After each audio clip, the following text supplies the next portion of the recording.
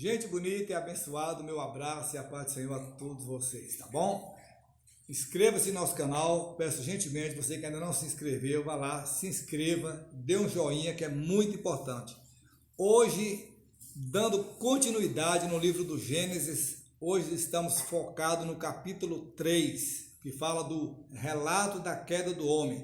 Versículo 1 diz assim: a serpente era o mais astuto de todos os animais selvagens que o Senhor Deus tinha feito. E ela perguntou à mulher: foi isto mesmo que Deus disse? Não comam de nenhum fruto da árvore do jardim?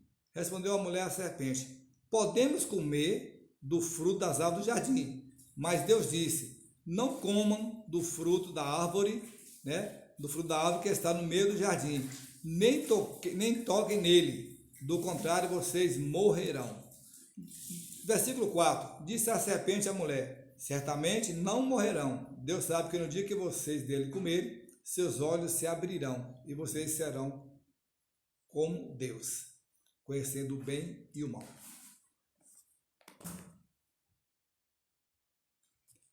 Vocês vejam que terrível esse diálogo da serpente com a mulher.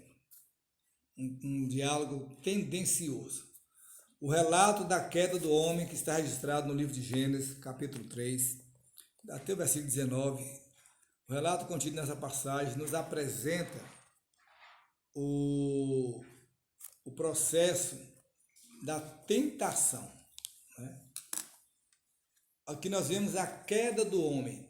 No dicionário bíblico, diz que o momento narrado em Gênesis capítulo 3, em que o ser humano, Adão e Eva, caiu em tentação, introduzindo assim o pecado na raça humana. E sobre a tentação, o dicionário diz o que para nós? Atração para fazer o mal, por esperança de obter prazer ou lucro, pode vir do tentador ou de dentro do ser humano. Okay?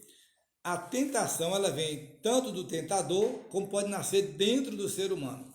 Tá? A serpente ofereceu uma opção, algo muito atraente, que fora proibido por Deus. Tá? O diabo, ele vai no ponto fraco, onde a pessoa é mais vulnerável.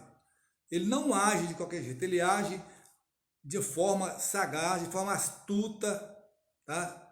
Ele cria o cenário.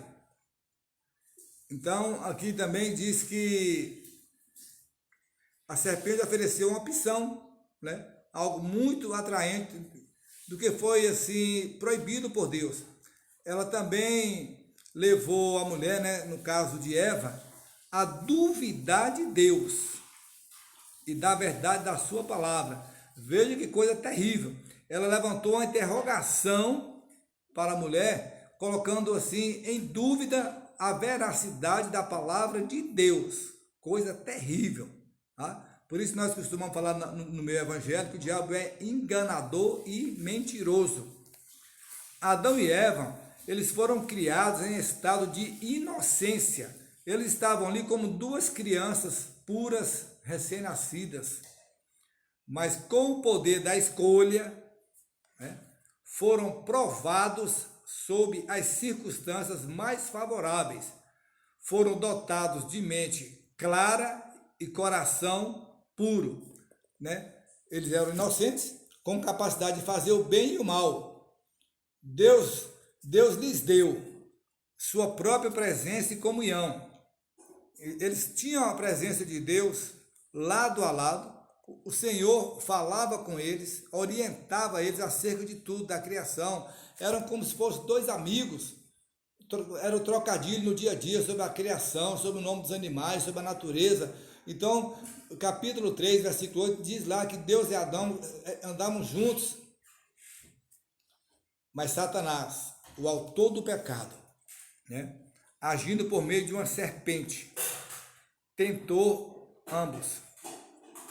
Colocou neles a duvidar da palavra de Deus. Tá? Por isso que hoje é muito difícil a gente o evangelho, porque as pessoas hoje estão cegas pelo diabo, cegas pela tentação. E Adão e Eva cederam à tentação e falharam na prova. Aqui, nesse exato momento que eles falharam, que eles cederam à tentação, aqui o pecado entrou no mundo. Tá? Aqui o pecado entra no mundo e nós vemos hoje as consequências de vidas destruídas, de vidas totalmente escravizadas, detonadas pelo poder das trevas. Satanás ainda influencia os homens de forma terrível nos nossos dias para desobedecerem e desonrarem a pessoa do nosso Deus. Os resultados do seu pecado são apresentados em Gênesis capítulo 3.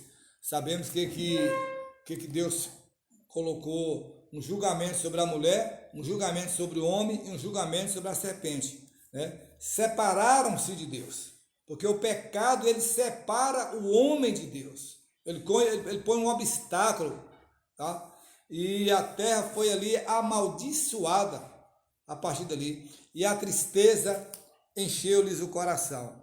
Porque depois de uma tentação, depois de ceder uma tentação, depois de ceder um pecado, depois de dar lugar à carne, bate a tristeza. Por que eu fui deixar acontecer isso? Por que eu fui permitir que Satanás se dasse na minha vida? Sempre após um pecado, vem a tristeza. Mas, em sua misericórdia, Deus prometeu aquele que iria redimir, olha que coisa tremenda, os homens do pecado. Gênesis 3,15, fala do descendente, da descendência. A semente da mulher, ali no caso, Jesus, nascido de uma virgem, o anjo Gabriel veio trazer a boa notícia, né? Destruiria as obras do diabo. 1 João 3,18 diz que ele veio 3,8, ele veio desfazer as obras do diabo, não é isso? Então concluímos com isso que, mesmo após Adão ter pecado e se tornado espiritualmente morto, né, e pecador por natureza, ele não era depravado a ponto de não poder ouvir a voz de Deus, tá? Adão ficou ali no meio termo ali ainda, mas ele não entrou pelo caminho da depravação e ainda continuou ouvindo a voz de Deus. A gente viu, né, que Deus chamou por ele ainda e teve aquele diálogo acusando a mulher, a serpente, aquela coisa, né? Então Jesus disse: quem nele crê não é condenado, mas quem não crê já está condenado. João 3,18. A fé é a nossa responsabilidade e ela está enraizada em nossa capacidade de responder. Já dizia Norman Glaser, tá?